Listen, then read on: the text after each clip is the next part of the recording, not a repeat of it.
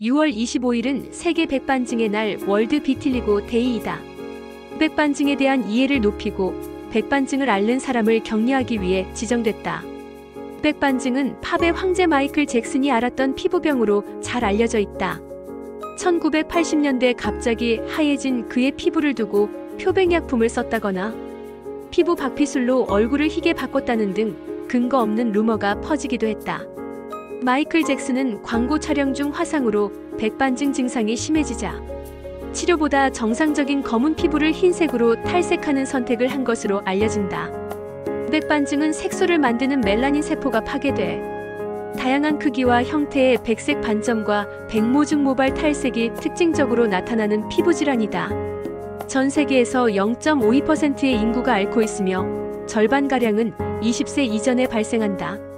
모든 연령대에서 발생할 수 있지만 10세에서 30세 사이 가장 많이 나타난다고 보고된다. 백반증의 정확한 원인이 아직 밝혀지지 않았다. 다만 체내 면역세포가 멜라닌 세포를 적으로 인식해 공격하는 자가면역 질환의 일종으로 유전적 요인, 항산화능 감소, 외부 자극, 스트레스, 자외선 등이 복합적으로 작용해 발생하는 것으로 추정된다. 경계가 명확한 백색 반점이나 주로 피부가 접히는 부위인 겨드랑이나 사타구니 또는 손, 발, 무릎, 팔꿈치 등 뼈 돌출 부위나 입 주위, 성기에서 시작되는 경우가 흔하다. 백반증은 증상이 얼마나 진행할지 예측하기 어려워 백색 공포라고도 불린다. 초기 진단 치료가 강조되는 이유다. 김 교수는 백반증은 피부에 백색 반점이 생기는 것 외에 가렵거나 아픈 증상이 없어 초기의 심각성을 인지하기 쉽지 않다며 대수롭지 않게 여기다 치료 시기를 놓치는 경우가 많은 만큼 증상이 나타났을 때 바로 병원을 찾는 것이 중요하다고 당부했다. 백반증은 다른 탈색 혹은 저색소 질환과의 감별을 위해 우드드무드 라이트 검사나 KOH, 도말 검사 직접 도말 검사를 시행해 확진한다. 동반 질환이 있는지 파악하기 위해 혈액 검사도 진행할 수 있다. 치료는 크게 광선 치료와 약물 치료가 있다.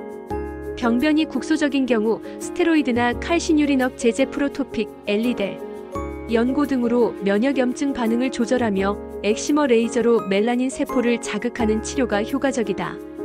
증상 범위가 넓을 경우 통 안에 들어가 진행하는 광선 치료를 받기도 한다.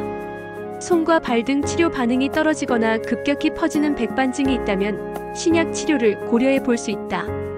김 교수는 백반증은 자가면역 질환 범주에 속해 원형 탈모나 갑상선 기능 이상이 동반될 수도 있다며 과거 불치병으로 인식돼 치료를 포기하는 경우가 많았지만 최근에는 신약 개발로 치료 효과가 높아진 만큼 피부과 전문의와 상담을 통해 정확히 진단하고 적극적으로 치료하는 게 바람직하다고 조언했다.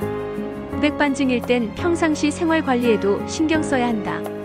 피부 전체적으로 자외선 차단제를 바르고 양산, 선글라스, 모자 등으로 햇빛 노출을 최대한 피하는 것이 좋다.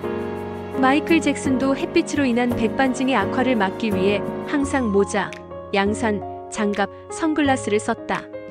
꽉 조이는 신발이나 벨트, 목걸이, 시계 등 액세서리도 피부를 자극할 수 있어 멀리해야 한다. 피부를 긁거나 상처가 나지 않도록 하고 떼수건으로 심하게 밀거나 문신 등의 시술은 자제하는 게 바람직하다.